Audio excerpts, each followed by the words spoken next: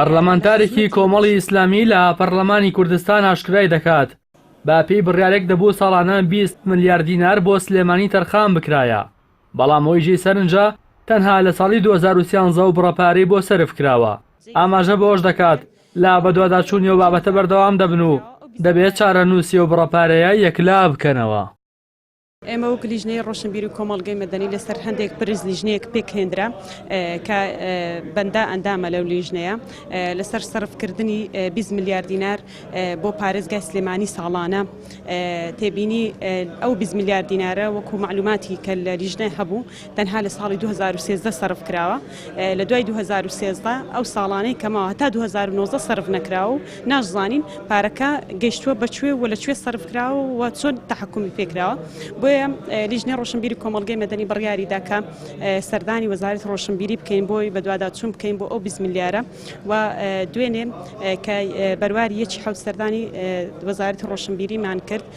لەوێ ئەو پرسیارانەی کە هەوە یاخود ئەو تێبینیانەی کە هەمان بۆ ئاراستەی وەزیرمان کرد و بڕیاردرا بە پێی پەیڕەوی ناخۆ لە مادە 58 و 59 کەم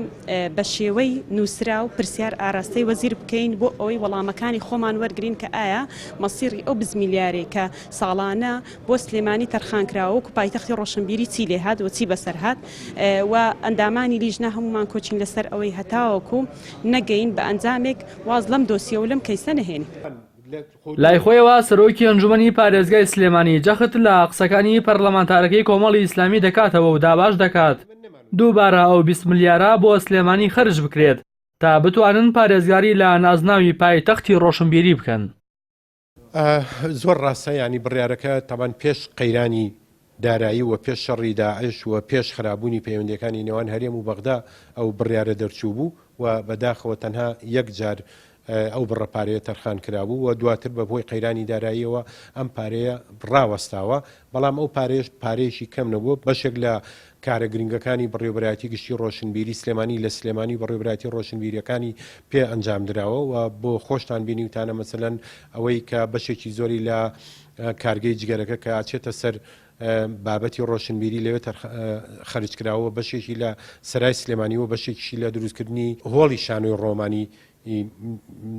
خەرج کراوە. ئەمانە هەمووی گرنگن، بەڵام ومێ دەکەین لە داهاتوو لە دروستبوونی کابینەی نوێ ئێمە و ئەنجومەنی پارێزگای سلێمانی و بەڕێز پارێزگاری سلێمانی و بەڕێوەبەتی گشتی ڕۆشنبیری وەزارەتی ڕۆشنبیری بە هەمومان جەخت بکەینەوە لەسەرەوەی ئەو بجۆی کە تەرخان کراوە بۆ پایتەختی ڕۆشنبیری سلێمانی جارێکی ترم پرۆژەیە بخینەوە بواری کارکردن و جارێکی تر ساڵانە خەرج بکرێتەوە بۆ سلێمانی بۆی بتوانێت پارێزگاری لە نازناوەکەی خۆی بکات کە پایتەختی ڕۆشنبیریە.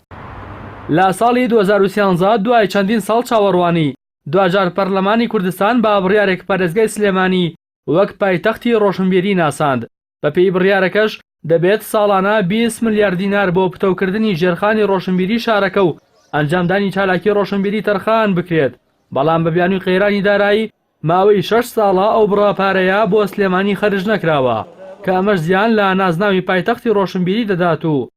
بە ناوێکی بێناوەڕۆک دەیهێڵێتەوە. ڕاستی حەمە ئەمین، کەناڵی ئاسمانی پەیام،